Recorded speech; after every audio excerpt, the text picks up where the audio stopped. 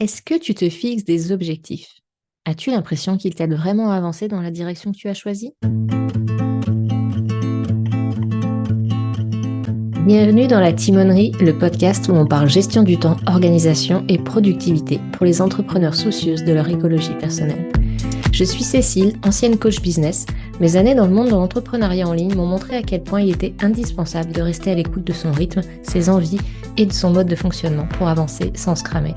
Aujourd'hui, j'accompagne les entrepreneurs et les femmes qui ont des projets à mettre en place leur système d'organisation sur mesure et à se libérer du temps et de l'espace mental. La timonerie sur un bateau, c'est le lieu qui abrite les instruments et appareils de navigation. Et ce que je veux avec ce podcast, c'est te donner les clés pour avancer efficacement et sereinement vers tes objectifs, tout en appréciant le voyage au quotidien. Que tu sois comme moi, de la team très structurée ou à l'inverse de l'équipe super flexible, que tu veuilles bâtir un empire, donner vie à tes 1001 idées ou vivre une vie de slow freelancing en regardant les fleurs ou tes enfants pousser, tu trouveras ici des outils, conseils et partages d'expériences concrets qui te permettront d'avancer en respectant tes aspirations et ton mode de fonctionnement, loin des contraintes et des règles du jeu imposées par les injonctions extérieures.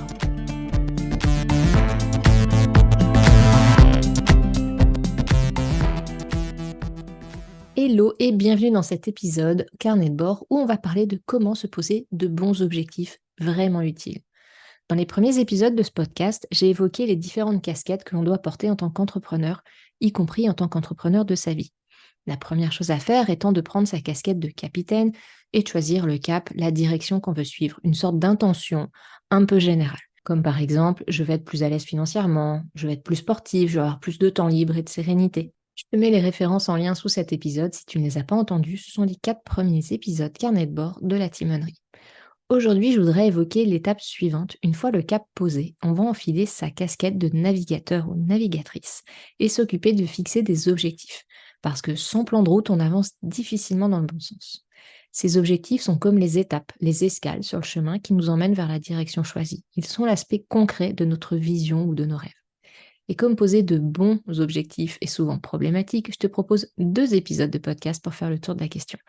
Aujourd'hui, parlons donc des éléments indispensables à définir quand on parle d'objectifs et la semaine prochaine, d'une erreur ultra fréquente à éviter si tu veux vraiment avoir des résultats. Alors, les éléments dont on a besoin lorsqu'on pose un objectif. Le premier, important, indispensable, c'est du concret. Le boulot de la navigatrice, c'est de traduire la vision dans le concret. Parce que tu ne vis pas dans ta tête, mais dans la réalité. La première question que tu dois te poser une fois que tu as ta vision, c'est OK, ça se matérialise comment concrètement? Ce sera quoi le résultat clé? Si on reprend les exemples donnés en intro, je veux être plus à l'aise financièrement. Ça peut être j'aurai plus d'argent sur mon compte en banque ou encore plus précisément, je veux faire plus de chiffre d'affaires parce qu'on peut aussi avoir plus d'argent sur son compte en banque en dépensant moins. Je veux être plus sportive, ça peut vouloir dire je veux faire une activité sportive régulière ou je veux monter l'escalier sans être essoufflée. Je veux avoir plus de temps libre et de sérénité, ça peut se traduire en je veux me sentir plus sereine, plus zen ou je veux avoir le temps de lire et de reprendre la couture, qui sont des objectifs différents mais concrets. Donc, du concret. Deuxième point, ton objectif doit être mesurable. Maintenant qu'on a un point d'accroche concret, on va le préciser. L'idée, c'est de rendre des choses mesurables objectivement et de faire ça à froid avant de se lancer dans l'action. Parce que quand on définit ces indicateurs après coup, on peut avoir tendance à être un peu trop indulgent ou indulgente, histoire de se dire, allez, on va dire que c'est atteint, parce que ça fait toujours un peu mal de voir qu'on a fait des efforts et qu'on n'a pas atteint l'objectif attendu. Donc, se demander, comment vais-je savoir que c'est atteint? Plus de chiffre d'affaires. OK, combien? Parce qu'après tout, si j'en reste à je veux faire plus de chiffre d'affaires, si j'ai 10 € de plus, c'est déjà plus, non? Une activité sportive régulière, d'accord. 5 minutes toutes les semaines? Non? Alors quelle fréquence, quelle durée minimale? Se sentir plus sereine, ça signifie quoi pour toi? Tu as des exemples précis du type j'aurais plus d'insomnie ou une échelle de mesure du genre je voudrais pouvoir dire que je suis sereine à 12 sur 15 minimum. On peut mesurer un ressenti, c'est pas objectif, mais on peut y mettre un peu de mesure tout de même.